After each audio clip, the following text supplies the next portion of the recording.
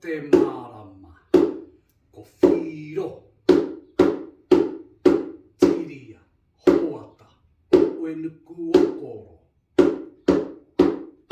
Tamatea-āio, Tamatea-angana, Tamatea-kai-ariki, Tamatea Tūhāhā,